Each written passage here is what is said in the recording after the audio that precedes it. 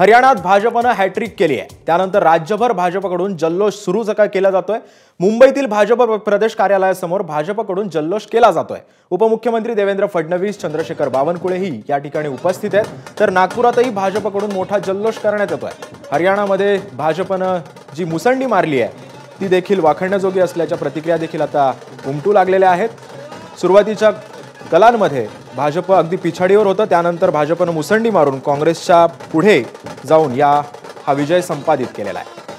ही आपण थेट दृश्य पाहतोय मुंबईमधली भाजप प्रदेश कार्यालयासमोरची। इकडे जल्लोष देखील सुरू करण्यात आलेला आहे। अधिक माहिती देतात आमचे प्रतिनिधी सुशांत सावंत सध्या आपल्या सोबत आहे। सुशांत, सिद्धेश, आपण जर बघितलं असेल तर हरियाणामध्ये भाजपनं हॅट्रिक केलेली आहे आणि अर्थातच त्याचा जल्लोष जो आहे तो सगळे भाजपच्या प्रदेश कार्यालयाबाहेर केला जातोय। महाराष्ट्रात देखील भाजपनं विविध ठिकाणी जल्लोष केला। आता भाजपचं मुंबईतील प्रदेश कार्यालय आहे प्रमुख, तिथे जल्लोष सुरू आहे। ढोल ताशा वाजवले जात आहेत। थोड्याच वेळात राज्याचे उपमुख्यमंत्री देवेंद्र फडणवीस जे आहेत ते या ठिकाणी येतील।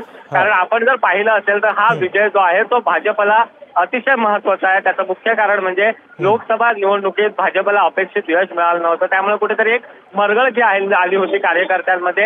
आता या विजयानं ही मरगळ जी आहे ती दूर गेल्याचं भाजपचे नेते म्हणू लागलेत आणि त्याचाच हा जल्लोष जो आहे तो केला जातोय। कारण आगामी विधानसभा महाराष्ट्रातल्या आहेत आणि इथे घोषणा देखील दिले जात आहेत की हरियाणा तो झाकी आहे, महाराष्ट्र अभी बाकी आहे। अर्थात महाराष्ट्र महत्वाचं राज्य आहे। संपूर्ण देशाचं लक्ष जे आहे ते महाराष्ट्राच्या विधानसभा निवडणुकांकडे लागलेलं असतं। अतिशय महत्वाचं राज्य आहे, त्याच्या निवडणुका आता होऊ घातलेल्या आहेत आणि याचमुळे आता हरियाणाचा विजय देखील तितकाच महत्वाचा मानला जातोय।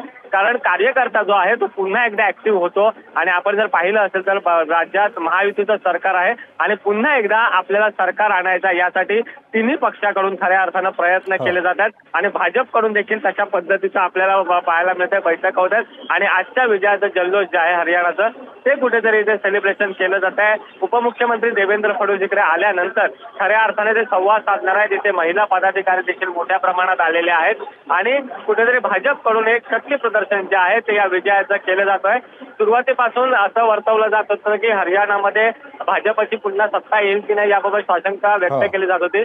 मात्र आपण जर पाहिलं असेल तर सकाळचे कल देखील थोडेसे भाजपच्या विरोधात जाताना पाहायला मिळाले होते। मात्र नंतर जसे मतमोजणी सुरू झाली त्यानंतर भाजपनं काँग्रेसला मागे टाकत पिछाडी घेतली आणि आता स्पष्ट बहुमत जे आहे ते भाजपला मिळालेलं आहे। भाजपचं सरकार हरियाणामध्ये होत आहे आणि याचा जल्लोष जो आहे तो सिद्धेश या ठिकाणी आपल्याला महाराष्ट्रात देखील होताना पाहायला मिळतोय।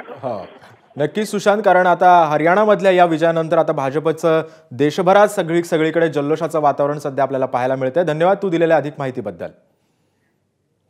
तर आपण ही थेट दृश्य पाहतोय मुंबई भाजप प्रदेशाध्यक्ष कार्यालयासमोरची ही दृश्य आहेत आणि इकडे सर्वाधिक महिलांचा देखील या ठिकाणी सहभाग झाल्याचं आपल्याला पाहायला मिळतोय। महिला देखील नृत्य करताना आपल्याला पाहायला मिळत आहेत। हा जल्लोष आहे हरियाणामध्ये संपादित केलेल्या विजयाचा। भाजपनं जो काही विजय मिळवलेला आहे या विजयाचा हा जल्लोष सध्या मुंबईमध्ये आपल्याला पाहायला मिळतोय। ढोल ताशांचा गजर सध्या सुरू आहे आणि या ढोल ताशा गजरांच्या नादामध्ये हे सगळे कार्यकर्ते आता दंगून गेलेले आहेत।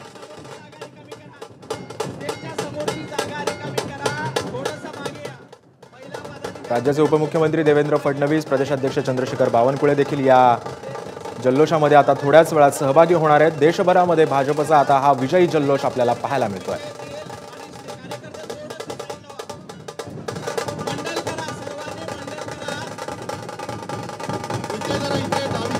हरियाणा तो झाकी है, महाराष्ट्र अभी बाकी है, अशा प्रकारचे फ्लेक्स देखील आता भाजपकडून लावण्यात आलेले आहेत। त्यामुळे आता महाराष्ट्राच्या निवडणुकांमध्ये काय होतं हे देखील आता पाहणं महत्त्वाचं असणार आहे। महिला कार्यकर्त्यांकडून फुगड्या देखील इकडे घातल्या जात आहेत। कार्यकर्त्यांकडून भाजपचे झेंडे देखील फडकवले जात आहेत। फटाक्यांची आतषबाजी देखील आपल्याला पाहायला मिळते।